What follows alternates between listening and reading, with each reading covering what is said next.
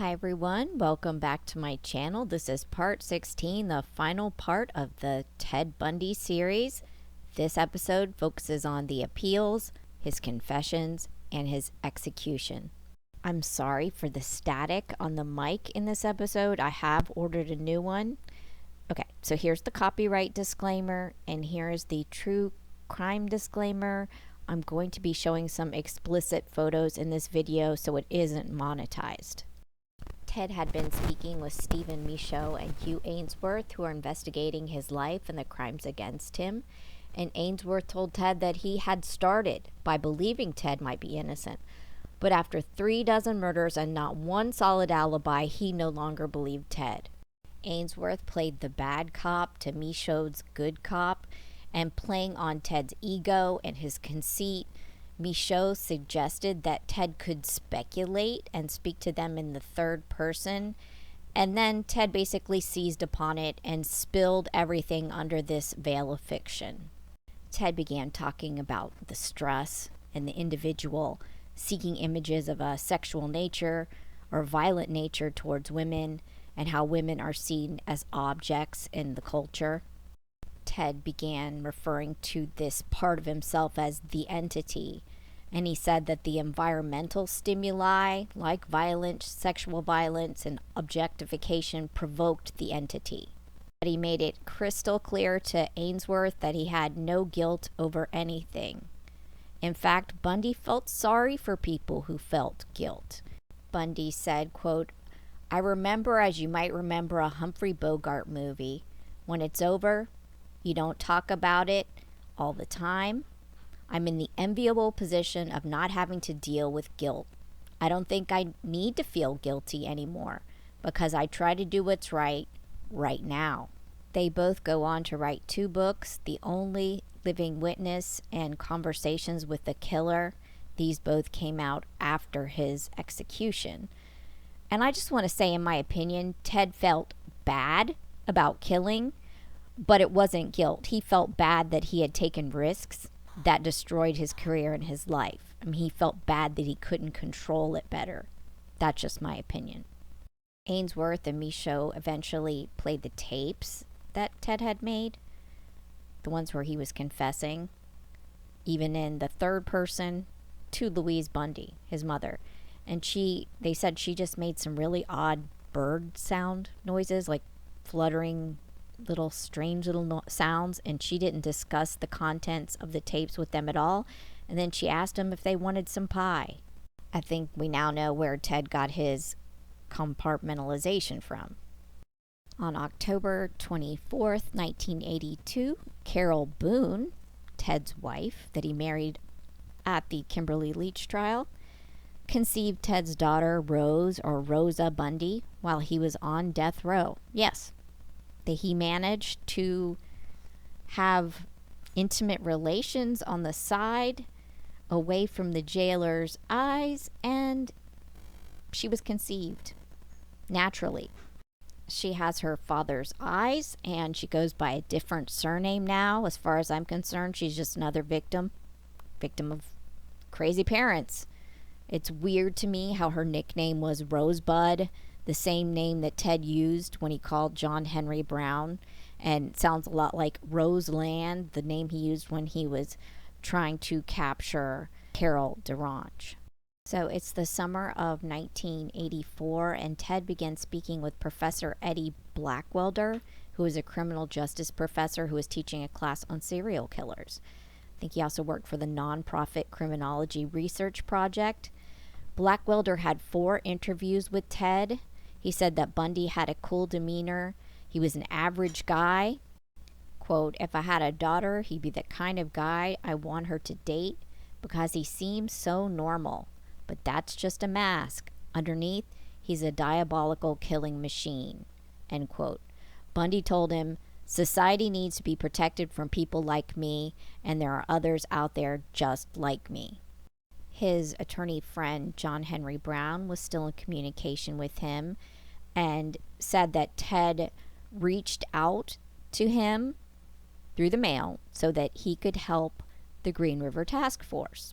So there was a Green River killer, and there was a task force formed, And Ted thought, due to his unique perspective, that he could help out the task force. And according to John Henry Brown, this initial salvo was laughed at by the Green River Task Force. So he was asked to pass a letter along to them, and he did so. And guess what? They end up taking him up on his offer by February 86. There's a taped interview with the Green River Task Force. I believe it was with Dr. Robert D. Keppel. So Ted had been talking with Ainsworth, he'd been talking with Michaud, now he's talking with Keppel, and he's confessing sometimes in the third person, sometimes more directly. All of the books that I show here are highly recommended. So Ted is talking to Robert Keppel, and he's talking to various authorities about the crimes in more detail. But you got to keep in mind that as this is going on, there's still appeals going on. And this isn't good. But at least he's careful not to talk about the cases in Florida. So he's essentially confessing, sometimes in the third person, about the cases out of state. And if you look at the screen, you'll see some of the dates associated with the appeals through the years. By May 22nd of 1986, Florida Governor Bob Graham signed his second death warrant in the Chi Omega case. So he's starting to panic. And we're going to get into what we call bones for time. As Ted's execution becomes imminent, his survival instinct kicks in, and he begins trying to bargain with the authorities for more time. And just to give you an idea of the chaos and the tension with his appellate cases, the Supreme Court denied certiorari in the Chi Omega cases, and they dissolved the stay of execution he had. The execution was set for July 2nd, 1986. In less than 15 hours before the execution, the appellate court, the 11th Circuit, stayed his execution. Just for example, at one point, Bundy was denied stays of execution by 3 different courts in one day. That's how crazy it got for the appellate attorneys. And meanwhile, he's off on the side talking to other people and confessing to murders out of state. It's insanity. In August of 1986, Carol Boone's mother was badly injured in a car accident, so the family rushed to her side back in Seattle and stayed there. This may have been the last time Carol Boone saw Ted Bundy in person. It seemed like she really had believed him, and once he began confessing, it got back to her, and then she left. Her son did visit him one more time. I think towards the end, he still visited Ted, and allegedly Ted then became infatuated with his attorney, Diane Weiner. The governor of Florida had signed Ted's death warrant, and his execution date was set for November 18, 1986. And on the eve of the execution, more appeals were filed. The issues at hand were whether the defendant suffered from a clinically recognized mental disorder, and 2, if so, did that disorder render him incompetent?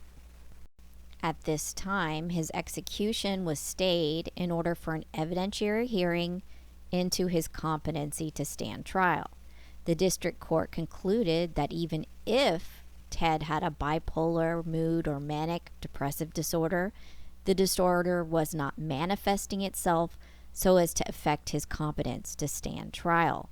The court also found that Ted possessed sufficient present ability to consult with his attorneys with a reasonable degree of rational understanding, and that he had a factual understanding of the proceedings against him at all the relevant times during the trial and the pretrial proceedings in the Kimberly Diane Leach murder case. The taped interviews that Ted gave before, during, and after the trial, they were all reviewed to prove he had a rational understanding of the proceedings. The appeals that they put forth really had to throw everything at the wall and hope something sticks approach. They wanted to get him off death row. Ted was being assisted by Michael Mello. He represented death row clients, working with Wilmer, Cutler, and Pickering. And that's where Polly Nelson and Coleman came into the mix in order to try to keep him from being executed. Ted's attorneys were trying to argue that he had been incompetent during the Leach trial. So James Coleman argued in front of the 11th Circuit Court. There was a full hearing on Ted's competence to stand trial for Leach and blocking the execution until the decision was reached. And he said, quote, "It was pretty clear that Ted was not able to rationally assist his attorneys in his defense." At the Florida trials, Ted was erratic in his insistence in representing himself pro se. He undermined the plea agreement, as we noted in the previous video, how he had a full plea agreement that if he pled guilty to the 3 murders in Florida, he would be spared the death penalty, and he ripped it up. And he was erratic in his appeals. So now he was finally open to considering a mental illness defense because all the other appellate issues had failed. On December 12, 1987, Dr. Emmanuel Tenay had performed a psych eval on Ted, and he was deposed by Polly Nelson. That was one of his appellate attorneys. And Dr. Tenay's evaluation was extremely revealing. It revealed that he had a lifelong personality disorder, that he was an impulse-ridden individual into immediate gratification and a psychopath. Quote, "Mr. Bundy was more involved with impressing me with his brilliance and his wit than to use the services that had been arranged for him of an expert. Mr. Bundy dealt with me as if I was a reporter for Time magazine or some other publication. He played a similar game with me as he played with the investigators." That's a quote from a psychiatrist evaluated to determine his mental status. Tenay went on to say, quote, "He was harming other people. He was destructive to his lawyers. My observations were that he was manipulating people around him, including his lawyers, even though it was destructive to him. Ultimately, he was the victim of it all, but he was victimizing other people even while he was in jail." Dr. Dorothy Otnow Lewis later wrote in her book, quote, "He permitted me to study him on the chance or in the hope that I would discover the forces within him and around him that made him so extraordinarily violent." Ted told Dorothy that he AR'd for years before he killed people, women. And she mentioned the sexual uses of the heads and why the front teeth were often missing. I'm trying to be sensitive to YouTube. Ted told Dr. Lewis, quote, "You asked me why I never sought help. At first I didn't think I needed it. Then I suffered from delusions that I could handle it myself. Then it was too late because I knew if I sought help, that was, I didn't trust anybody." End quote. Dr. Lewis interviewed Ted at Florida State Prison at Stark, and even after his detailed confessions to her, Ted then sat in a room with her and declared, "The man sitting before you never killed anyone." And she didn't quibble with him. And while talking to this doctor about why he did what he did, Ted still did not agree that his illegitimacy was an issue. Ted said, quote, "I can't understand why everyone wants to make such a big deal out of that. I don't consider it to be important." To Hugh Ainsworth, Ted speculated that genetics are not as important and that we are 95% who we are because of the way we are raised. Well, but then by that token, what happened to you when you were raised that made you do this, right?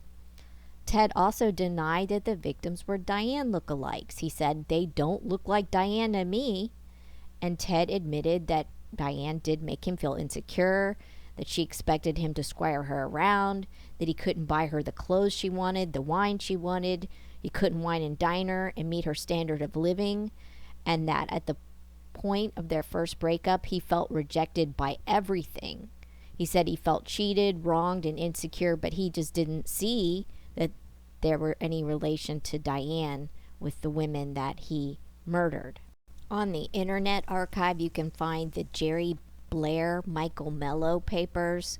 These are from the appellate notes. And he believed at the end Ted was playing. He was tantalizing the authorities, with the, "I don't have enough time, I need more time." That he was a good advocate. He had the potential to have been a very good attorney, but he wasn't a genius. That's what's here in the notes. Blair also said that if Ted had been given more time, like delayed execution, this bones for time concept, that the people, the community would have been very, very upset. And he said essentially that Ted, in the very end, did not want to give the who's, the when's, and the body count in a vacuum. He wanted to tell it all in a context, and that he wanted to drag it out. But Bundy was singing at the end. And Bundy, through a pro bono paralegal at the firm, was relayed some advice on the case. And Mello told him on January 21st, quote, "My messages to Bundy were blunt and threefold. Shut up, shut the fuck up, and shut the fuck up right now," end quote. Judges are human. I told Bundy through the paralegal, and they will be revolted by the circumstances under which the confessions were made. This bones for time concept, that you're essentially going to give up the locations of some of the bodies in order to drag out your life for a couple more months. That the people were going to be revolted. Shut up. That's what he was trying to tell him. He was trying to relay that the manner in which he's giving the evidence is sabotaging any appellate case he has in the courts. Allegedly, Diana Weiner, his attorney at the time, put this bones for time scheme into motion, and Ted said he was ready to debrief the investigators about his crimes and where he had left the bodies. And Bob Deckel was on an AMA and was asked, did Ted Bundy ever confess? He said yes, in Technicolor, to multiple interviewers. He was even able to direct investigators to where he hid some of the bodies. He thought he could trade confessions to his murders for more delays of his execution. His ploy boomeranged. Officials were so appalled with his brazen confession of so many horrific crimes that they became all the more determined to execute him. His own attorney, appellate attorney Jim Coleman, said it would look offensive because it was offensive. And the Florida governor, Bob Martinez, repeatedly refused his offer to exchange information on the killings for the stay of execution, saying he would not negotiate with a killer over victims' bodies. But Ted held out hope, and he would confess to different agencies who were all swarming to Stark to speak with Ted, and he would close his eyes and engross himself in recalling the mental details. He even crafted a hand-drawn map to George Ann Hawkins' skull and told about how he severed it with a hacksaw and he buried it a distance away. He gave different information for different victims depending on what he felt like giving at the time. And he still was remaining cagey about the Florida attacks because he was still holding out some hope for some kind of an appeal or some kind of a stay. But the out-of-state victims, he was talking about those, but he wanted to drag it out. And the detectives and the officials from the different states where he had murdered girls were all swarming in to ask about the specific cases and to figure out which ones he did, which ones he didn't do. Many were horrified to hear about the necrophilia. That is the worst of the worst. Many felt that Bundy was toying with them in order to delay his execution. He'd sit there saying, "Oh, I know where things are," and he spoke slowly. Maybe he was just simply exhausted, but he drug out the interviews. And he wasn't necessarily terribly consistent. In a last-minute confession, Ted told a lawyer that his first kidnapping was in 1969.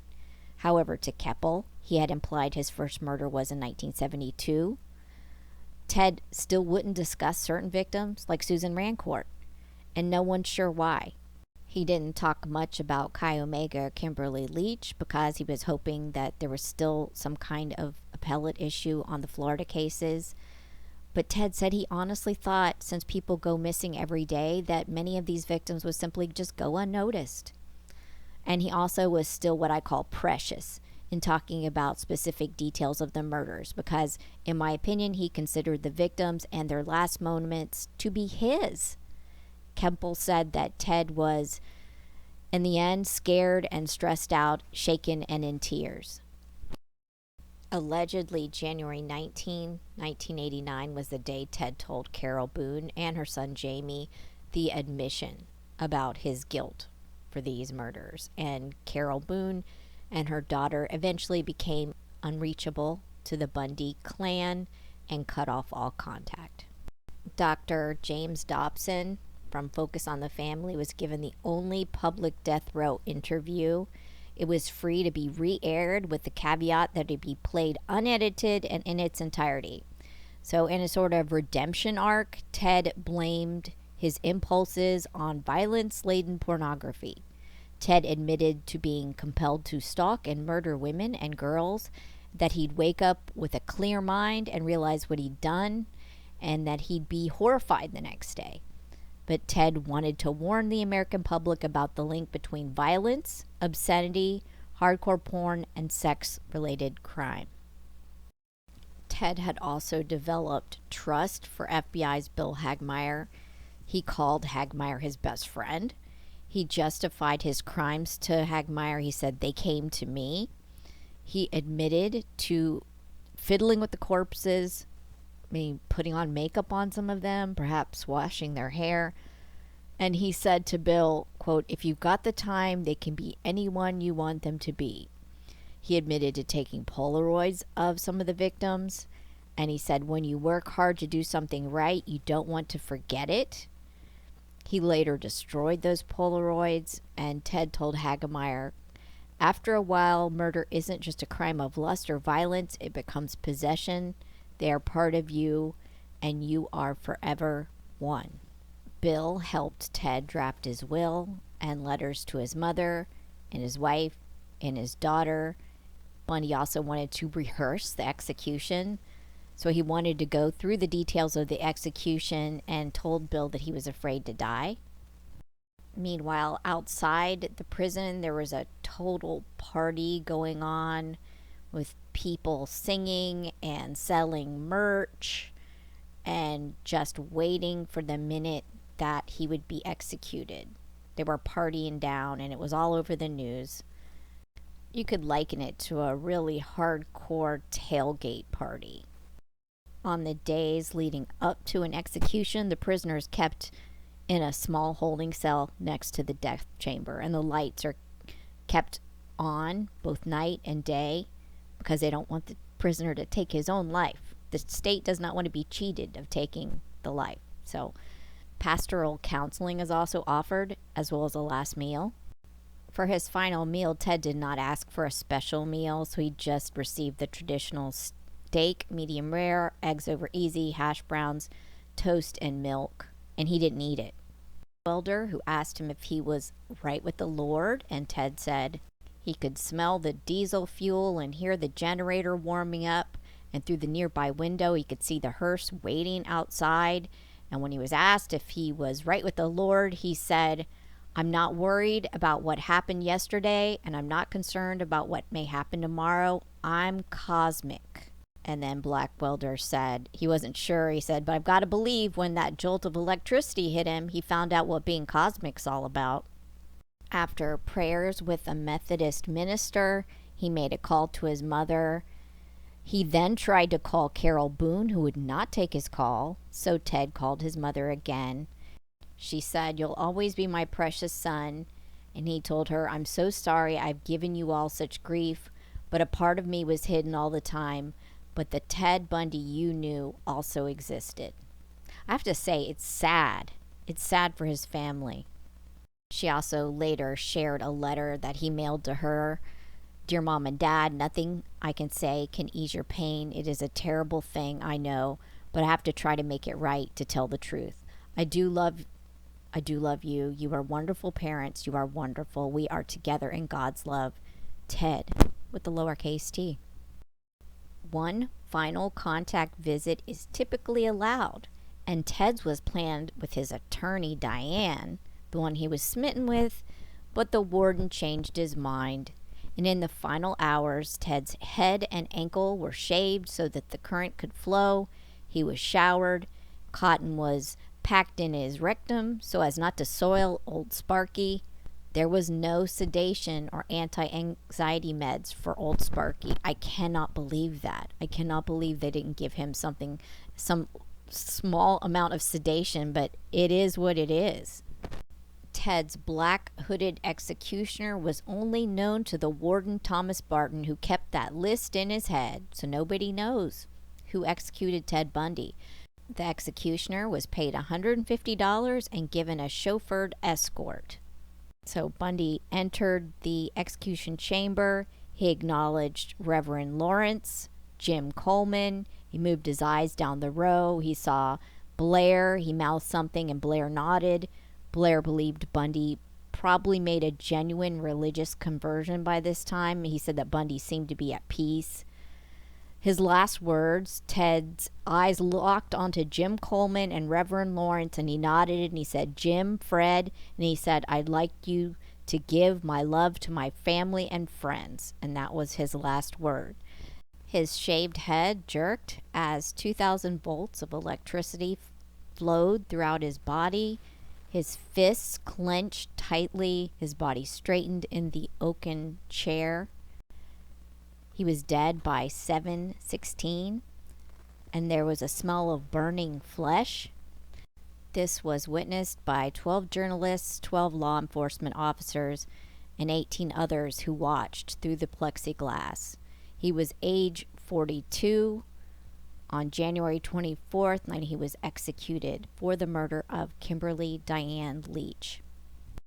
The post-mortem examination was at 8:48 a.m. The body bore burns on the scalp and the leg due to the electrical current. Ted had a pathologically enlarged heart and an enlarged brain. His toxicology results revealed no sedatives, drugs, or alcohol. And Bob Deckel, the former ASA for the state of Florida, said, "I shed no tears the day he was executed." It's hard to wrap your mind around the magnitude of all Ted's crimes. There's always going to be somebody that's left out. There's always going to be somebody that's forgotten.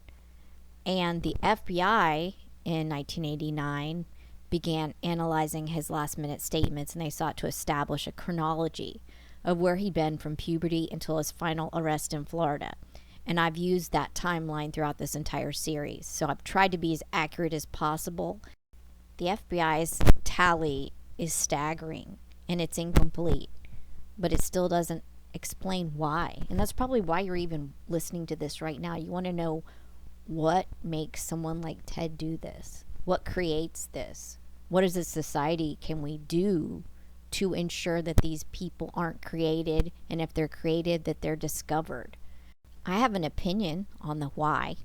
Ted was a signature killer, and his goal was control.